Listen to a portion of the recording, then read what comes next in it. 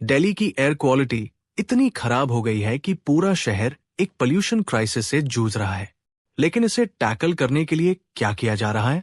Grab क्या है और एयर क्वालिटी इंडेक्स कैसे काम करता है?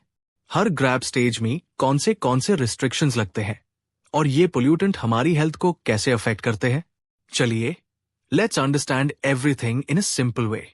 ग्रैब यानी ग्रेडेड रिस्पॉन्स एक्शन प्लान एक इमरजेंसी प्लान है जो एयर पोल्यूशन से लड़ने के लिए डिजाइन किया गया है।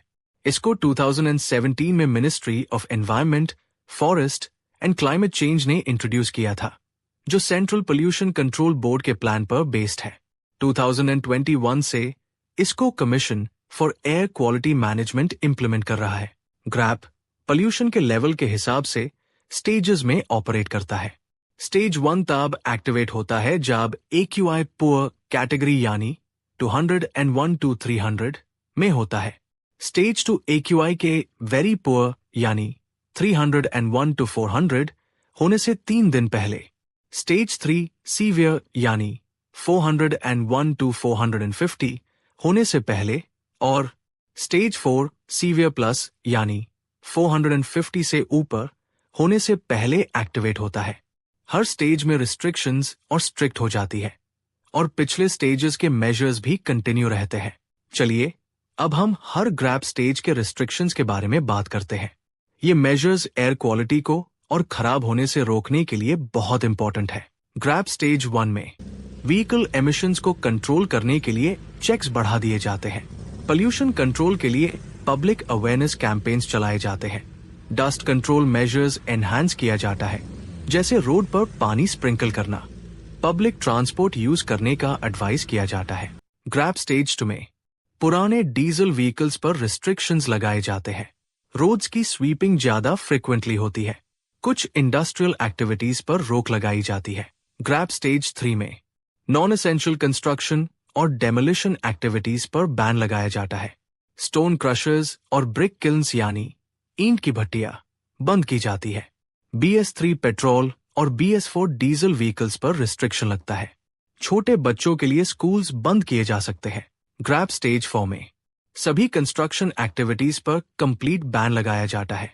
नॉन एसेंशियल डीजल ट्रक्स की एंट्री रिस्ट्रिक्ट हो जाती है और इवन व्हीकल स्कीम इंप्लीमेंट की जा सकती है। इंडस्ट्रियल ऑपरेशंस पर और भी स्ट्रिक्ट रूल्स लगाए जाते हैं। अब बात करते हैं AQI यानी एयर क्वालिटी इंडेक्स की। It is simplest way to understand कि एयर कितनी साफ या पोल्यूटेड है। AQI complex air quality data को एक नंबर में कन्वर्ट करता है, जिसमें कैटेगरीज गुड से सीवियर तक होती है। चलिए, अब हम देखते हैं कि ये पोल्यूटेंट्स हमारी हेल्थ पर क्या असर डालते हैं। PM2.5 पार्टिकल्स इतने छोटे होते हैं कि ये हमारी नोज और थ्रोट को बाईपास करके लंग्स और ब्लड स्ट्रीम में पहुंच जाते हैं। इसे एस्थमा, ब्रोंकाइटिस, हार्ट अटैक्स और रेस्पिरेटरी प्रॉब्लम्स जैसे क्रोनिक डिजीजेस हो सकते हैं। ये pollutants mostly vehicle emissions, construction activities, factories और रोड डस्ट से आते हैं। बच्चों, बुजुर्गों और पहले से किसी बीमारी से जूझ रहे लोगों के लिए ये पोल्यूटेंट्स और भी ज्यादा खतरनाक हो सकते हैं। इस प्रॉब्लम को सॉल्व करने के लिए 2021 में CAQM यानी commission for air quality management को CAQM एक्ट के अंडर एस्टैब्लिश किया गया। ये बॉडी NCR यानी नेशनल कैपिटल रीजन और आसपास के एरियाज में एयर क्वालिटी इश्यूज को रिजॉल्व करने, रिसर्च करने और एफर्ट्स को कोऑर्डिनेट करने के लिए रिस्पॉन्सिबल है।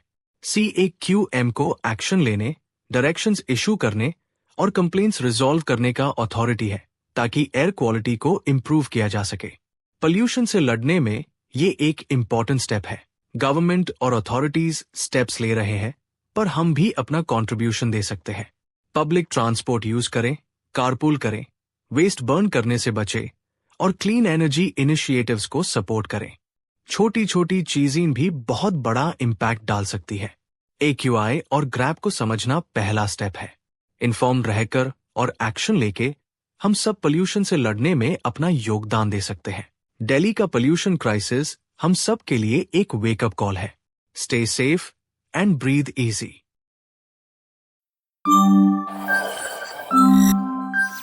Thank you.